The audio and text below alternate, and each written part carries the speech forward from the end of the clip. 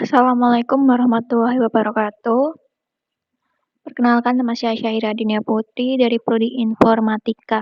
Di sini saya akan mempresentasikan makalah karya tulis ilmiah yang berjudul Dampak Pandemi COVID-19 terhadap Usaha Mikro Kecil dan Menengah atau UMKM di Indonesia dengan tema COVID-19.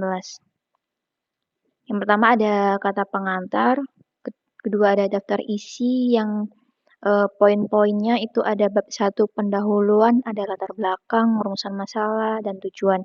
Kemudian bab kedua ada pembahasan, yang bab ketiga ada penutup, kesimpulan, dan saran. Kemudian yang terakhir ada daftar pustaka.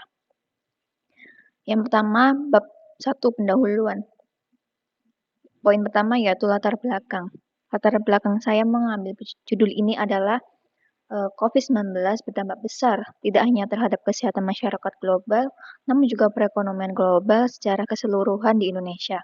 UMKM merupakan kolom utama struktur perekonomian, menyumbang sekitar 60% PDB negara dan penyedia utama lapangan kerja bagi masyarakat. Namun, pandemi ini telah menghadirkan tantangan besar bagi UMKM yang mengubah cara mereka beroperasi dan berinteraksi dengan pasar. Sejak kasus pertama COVID-19 terdeteksi di Indonesia pada awal tahun 2020, pemerintah meresponnya dengan pembatasan sosial yang berdampak langsung pada dunia usaha, pembatasan perjalanan, penutupan tempat-tempat umum, dan pergeseran perilaku konsumen ke belanja online berdampak signifikan terhadap UKM yang mengandalkan acara tatap muka dan lokasi fisik, seperti membuka toko sendiri. Selain itu, UKM menghadapi tantangan untuk menjaga likuiditas keuangan, mengelola rantai pasokan yang terganggu, dan dengan cepat menyesuaikan strategi pemasaran agar tetap relevan dengan perubahan kebutuhan pasar yang tidak terduga. Tujuan dari penelitian ini adalah untuk menyelidiki bagaimana pandemi COVID-19 telah mengubah dinamika bisnis UKM di Indonesia dan menginformasikan langkah-langkah yang dapat mendukung pemulihan dan pertumbuhan sektor ini. Kemudian poin kedua ada rumusan masalah. Yang pertama ada bagaimana dampak pandemi COVID-19 terhadap pendapatan UMKM Indonesia, khususnya dalam hal berkurangnya pendapatan. Yang kedua ada industri UMKM apa saja yang terdampak COVID-19. Yang ketiga, perubahan transformasi digital dari model bisnis dari konvensional menjadi digitalisasi.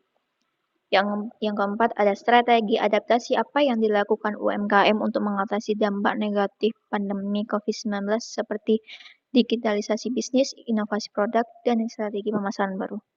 Yang terakhir ada sejauh mana kebijakan pemerintah berhasil mendukung UMKM di masa pandemi ini dan apa yang masih diperlukan untuk meningkatkan dukungan tersebut. Nah, tujuan untuk makalah ini adalah yang pertama, menganalisis dampak pandemi COVID-19, kedua ada menganalisis industri yang terdampak COVID-19, yang ketiga ada menganalisis perubahan transformasi digital, yang keempat ada menganalisis strategi adaptasi UMKM, yang kelima ada mengevaluasi kebijakan pemerintah, yang keenam ada memberikan rekomendasi kebijakan.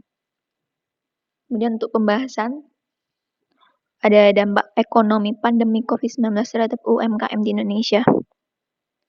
Pandemi COVID-19 telah mengguncang perekonomian dunia, termasuk Indonesia, dan UMKM merupakan salah satu sektor yang paling terkena dampaknya.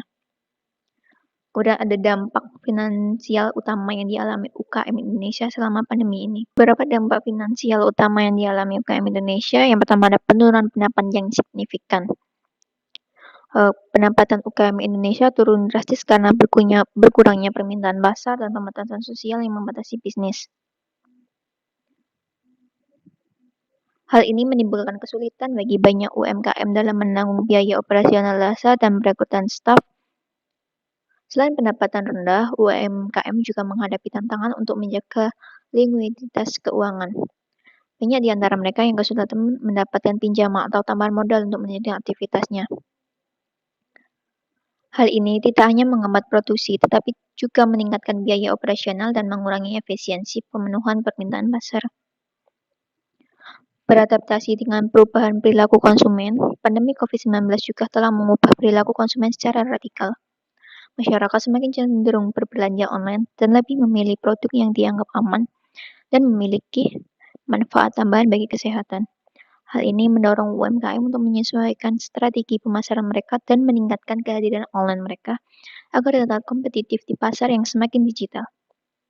Selain dampak langsung terhadap pendapatan dan operasional, UMKM menghadapi resiko bisnis tambahan seperti peningkatan biaya kebersihan dan kesehatan bagi karyawan serta kebutuhan untuk memenuhi persyaratan sosial baru. Poin kedua ada industri UMKM yang terdampak COVID-19. Dengan cepatnya penyebaran COVID-19, dampak perlambatan ekonomi global mulai dirasakan di dalam negeri. Banyak perilaku UMKM meliburkan karyawannya, bahkan menutup sementara usahanya. Salah satu penyebabnya adalah penurunan omset penjualan. Pelaku UMKM mengalami penurunan pendapatan yang drastis akibat penerapan physical distancing dan penerapan pembatasan sosial berskala besar atau PSBB. Pembatasan aktivitas masyarakat berpengaruh pada aktivitas bisnis yang kemudian berimbas pada perekonomian. Para pelanggan menutup diri dan menjaga jarak dan berdampak terhadap aktivitas bisnis. Kegiatan interaksi fisik antara sesama manusia menjadi berkurang dan membuat masyarakat mengurangi aktivitas ekonomi secara drastis. Hal ini berdampak pada bisnis di sektor manufaktur, transportasi, dan pariwisata mengalami penurunan. Keadaan ini sangat mengkhawatirkan mengingat banyaknya kewajiban yang harus ditanggung seperti membayar listrik, menggaji karyawan, dan lain sebagainya. Industri pariwisata merupakan salah satu industri yang terdampak oleh penyebaran virus ini. Sedangkan dampak terhadap usaha kecil makanan dan minuman sebesar 1,77% dan usaha menengah di angka 0,07%.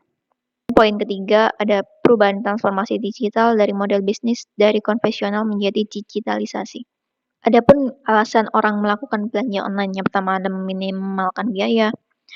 Belanja online berkembang pesat, penghematan biaya dan waktu menjadi sektor utama melakukan transaksi online.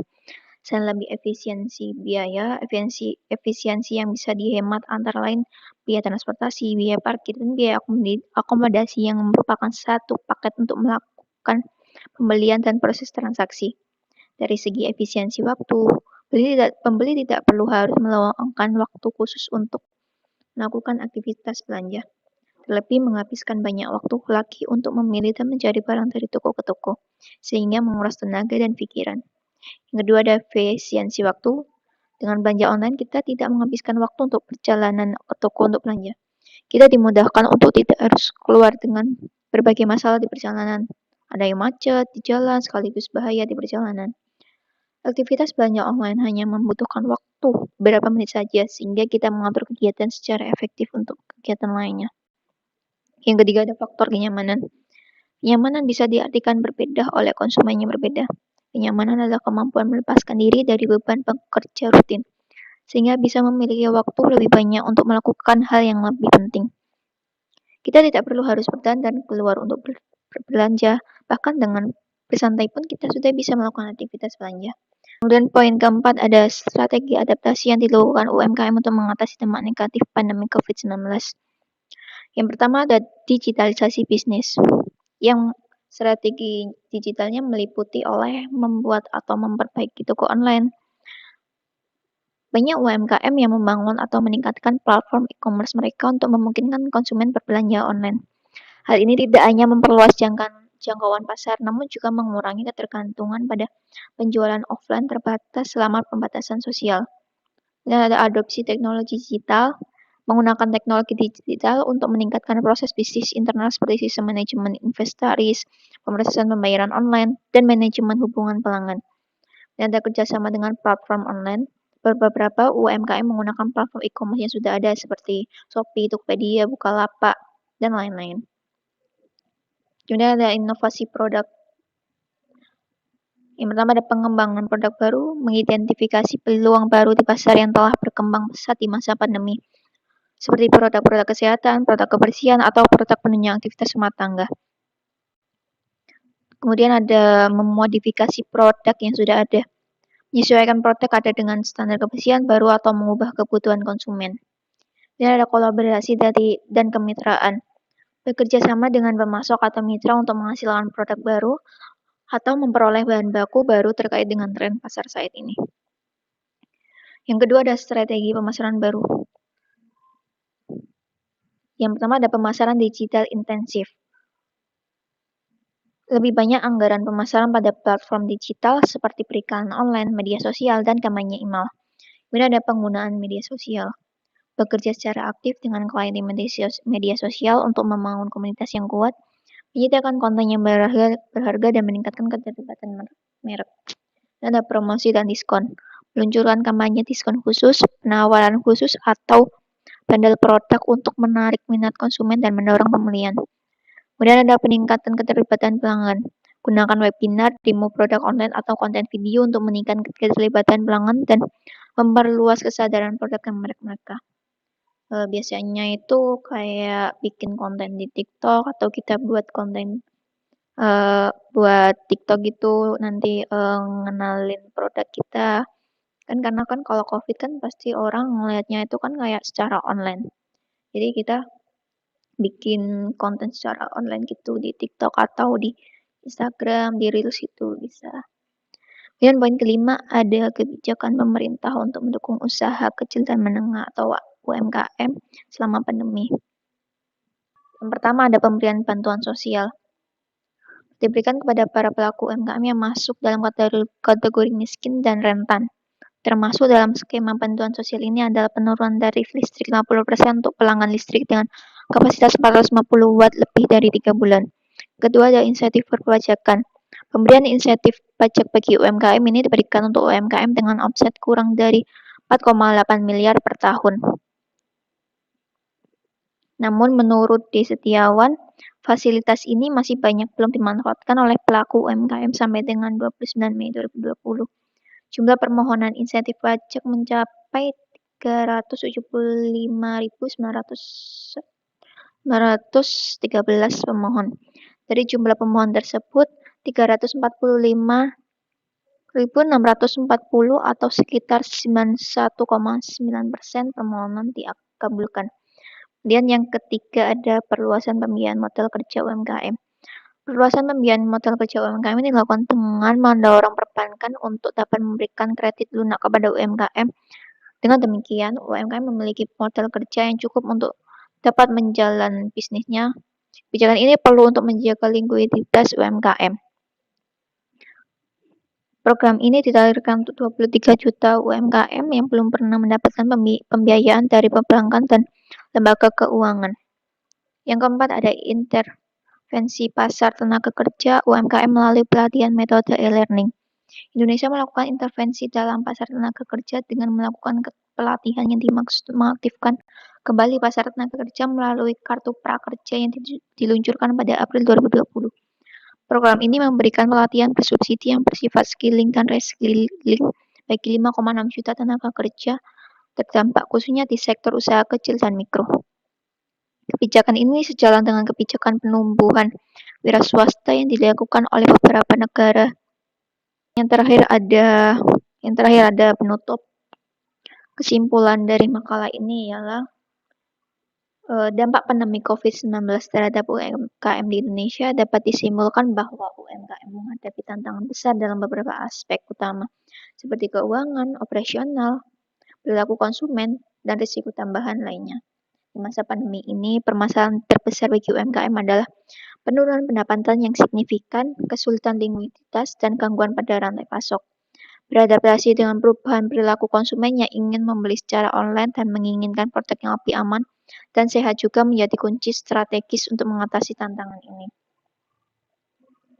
Langkah-langkah tersebut penting untuk meningkatkan keberlanjutan perusahaan dan memanfaatkan peluang baru di pasar yang semakin digital.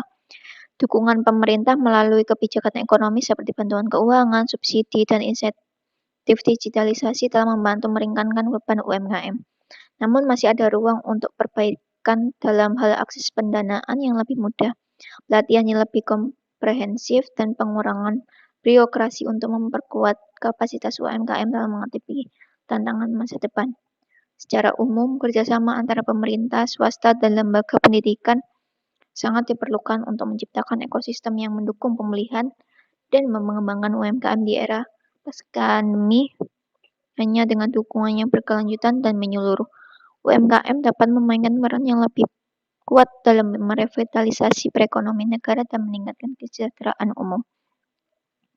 Mungkin itu saja yang bisa saya sampaikan tentang makalah saya. Kurang lebihnya mohon maaf. Wabillahi taufiq wal hidayah. Wassalamualaikum warahmatullahi wabarakatuh.